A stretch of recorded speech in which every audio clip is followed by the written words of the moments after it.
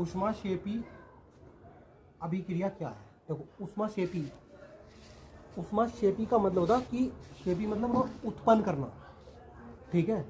ऊष्मा नाम से पता चला, ऊष्मा बड़ा ही आसान है, एकदम याद हो जाएगा बेटा आपकी, ठीक है। ऊष्माक्षेपी अभिक्रिया वह अभिक्रिया जिसमें अभिक्रिया के फलस्वरूप, यानी जब अभिक्रिया होती है, जब रिएक्शन होता है, ऊष्मा अथवा ऊर्जा, ऊष्मा और ऊर्जा दोनों एक ही चीज है, ऊष्मा और ऊर्जा एनर्जी, ठीक है, उत्पन्न होती है, यानी हीट निकलती है। क्या होता है इसका मतलब है हीट निकलती है, तो ऊष्माक्षेपी अभिक्रिया कहलाती है। समझ में आई बात?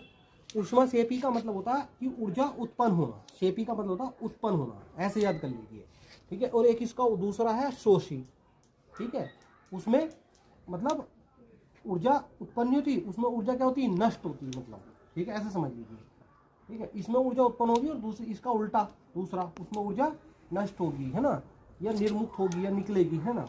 इसमें ऊर्जा उत्पन्न हो रही है, कैसे? जैसे कार्बन और प्लस ऑक्सीजन, कार्बन और ऑक्सीजन, कार्बन को अगर हम ऑक्सीजन की अवेलेबिलिटी यानी उपस्थिति में जलाएंगे या गर्म करेंगे तो कार्बन डाइऑक्साइड गैस निकलेगी, और जब कार्बन डाइऑक्साइड गैस निकलेगी तो वहाँ एक ऊष्मा उत्पन्न होगी। क्या होगी? एक ऊष्मा उत्पन्न होगी। तो वो जो ऊष्मा आएगी वो कितने कैलोरी होती है? 98.3 किलो कैलोरी ऊष्मा उत्पन्न होती है।